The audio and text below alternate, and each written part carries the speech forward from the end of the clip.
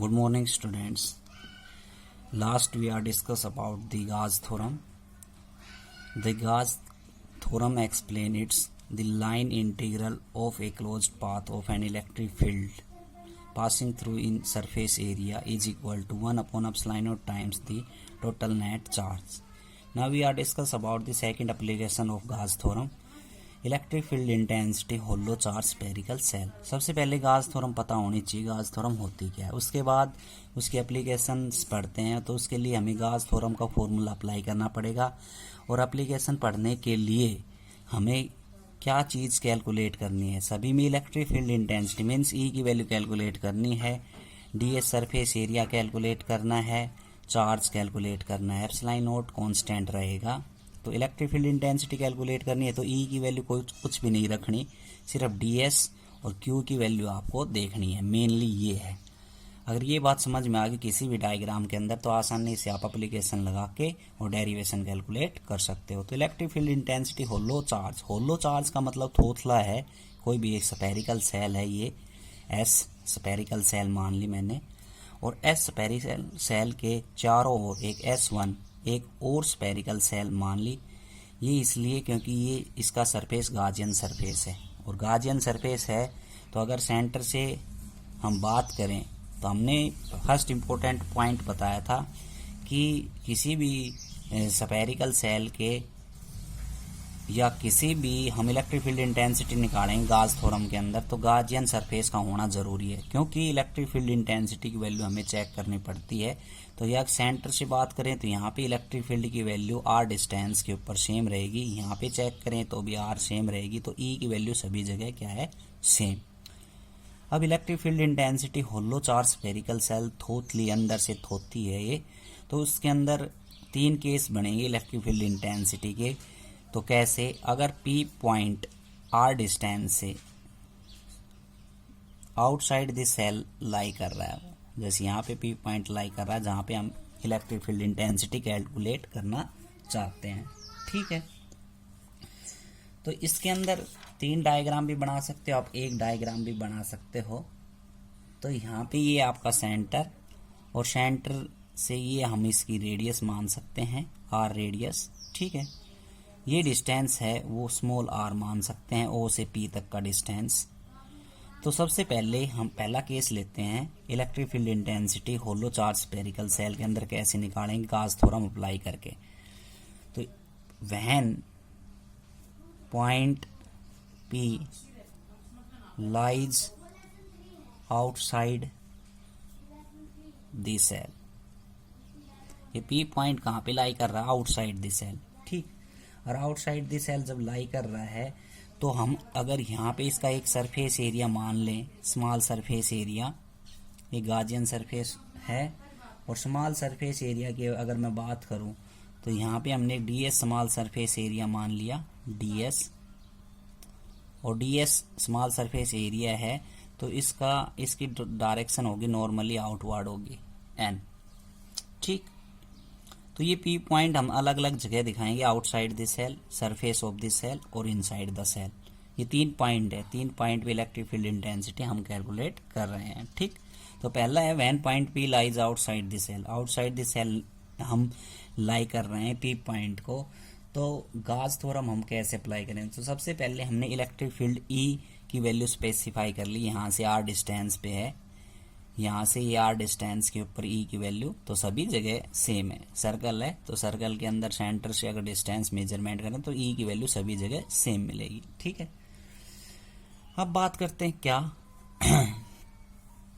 कि यहाँ ये सरफेस है, सरफेस के ऊपर तो प्लस चार्ज प्रेजेंट होगा, सरफेस के ऊपर होलो कंडक्टिंग सेल है, कंडक्टिंग मतलब आपको पता है कंडक्टिंग का मतलब क्या होता है, और प्लस चार्ज इस सरफेस के ऊपर प्रेजेंट है, ठीक है।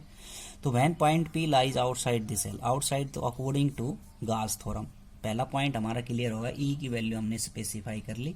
दूसरा इलेक्ट्रिक फील्ड E की वैल्यू इधर इस प्लस चार्ज की वजह से मान सकते हो, या सेंटर पे हम एक प्लस चार्ज मान ले तो इलेक्ट्रिक फील्ड E की वैल्यू ये, तो इलेक्ट्रिक फील्ड E की वैल्यू और एरिया वेक्टर की डायरेक्शन सेम है, तो थीटा की वैल्यू क्या आएगी, 0। इस बात का ध्यान रखें।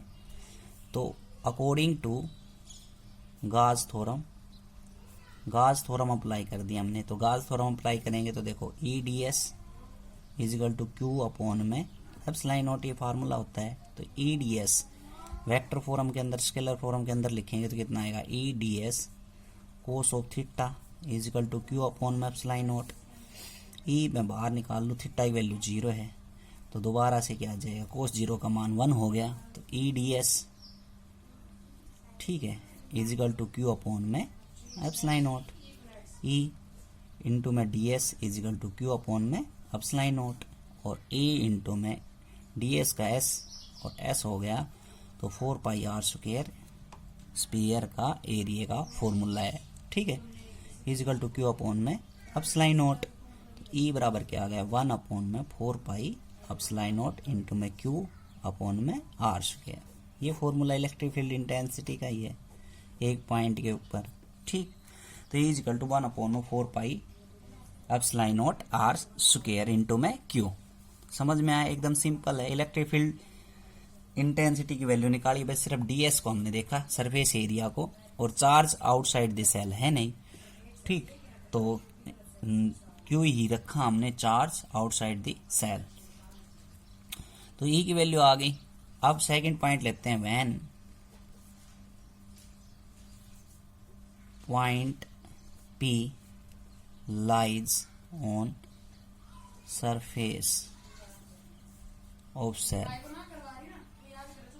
ठीक है, P लाइज कहाँ पे लाई कर रहा है, सरफेस ऑफ द सेल के ऊपर। तो यहां से हमने E की वैल्यू कैलकुलेट कर ली। ठीक है, अब सरफेस पे लाई करेगा तो ये P पॉइंट हम मान लेते हैं, ये स्पेरिकल सेल और ये इसका गाजियन सरफेस, जहाँ पे ई की वैल्यू क्या है, सेम। गाजियन सरफेस होना बहुत ज़रूरी है, और गाजियन सरफेस का मतलब ये होता है कि इलेक्ट्रिक फील्ड की वैल्यू सेंटर से सेम आनी चाहिए। तो अगर पी पॉइंट यहाँ पे लाई कर रहा है, पी पॉइंट, और यहाँ पे स्मॉल सरफेस एरिया मान ले, तो इलेक्ट्रिक फील्ड की वैल्यू ई हो गई और एरिया वेक्टर की डायरेक्शन इधर हो गई। ठीक है, और फिर से हम गाज थ्योरम अप्लाई करें तो सारी बातें वो सेम रहेंगी। तो अकॉर्डिंग टू गाज थ्योरम, तो गाज थ्योरम अप्लाई करेंगे तो E D S is equal to Q upon में एप्सिलॉन नॉट आएगा। ठीक, तो E D S vector form से हम फिर स्केलर फॉर्म के अंदर लिख सकते हैं दोबारा से, E D S cos of theta is equal to Q upon में एप्सिलॉन नॉट। ठीक, अब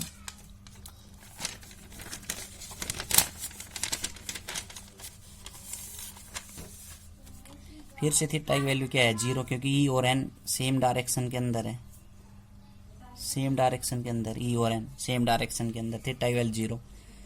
तो ई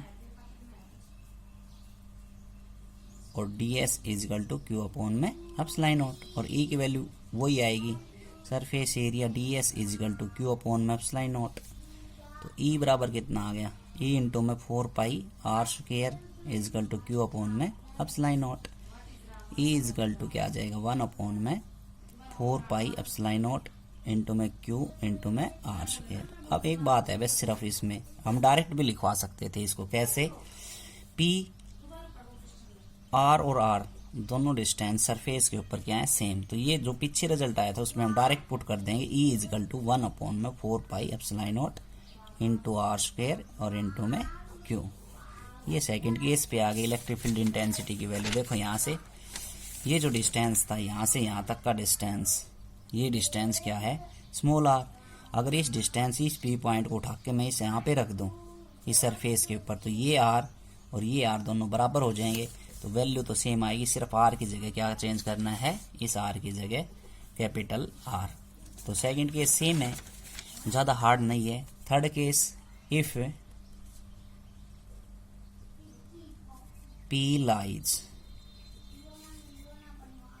inside the shell, inside the shell, P कहाँ पे लाई कर रहा है आपकी बार, इनसाइड द सेल, और इनसाइड द सेल लाई करेगा तो अगर मान ले हम ये स्पेरिकल सेल होगी और स्पेरिकल सेल के ऊपर ये प्लस क्यू चार्ज प्रेजेंट है।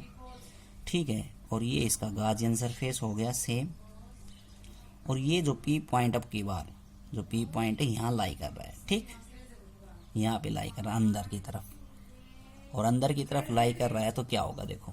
तो गाज थ्योरम हम अप्लाई करेंगे, तो गाज थ्योरम वही E D S is equal to Q upon में एप्सिलॉन नॉट। थीटा की वैल्यू क्या मान ली हमने 0।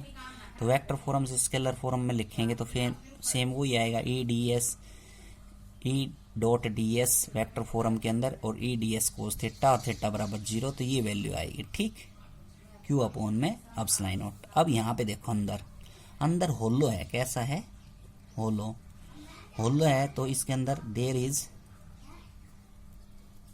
No charge present inside the cell. There is no charge present inside the cell, so charge is 0। तो इलेक्ट्रिक फील्ड की value क्या आएगी, वो आएगी इनटू में 4 pi R square equal to Q upon में एप्सिलॉन नॉट। हमने क्या कर दिया, ds का क्या कर दिया इंटीग्रेशन, और s क्या है सरफेस एरिया स्फीयर क्या होता है 4 पाई आर स्क्वायर। तो E की वैल्यू वही 1 अपॉन में 4 पाई एप्सिलॉन नॉट इंटू में आर स्क्वायर, लेकिन यहाँ पे चार्ज की वैल्यू क्या है 0, और चार्ज की वैल्यू 0 है तो इलेक्ट्रिक फील्ड की वैल्यू क्या आएगी 0 आएगी, ठीक है। तो इलेक्ट्रिक फील्ड की वैल्यू क्या आएगी 0, P lies inside the cell. थोतला है, कोई चार्ज अंदर प्रेजेंट नहीं है, आउटसाइड है, और आउटसाइड है तो वहाँ पे 2 केस आएंगे।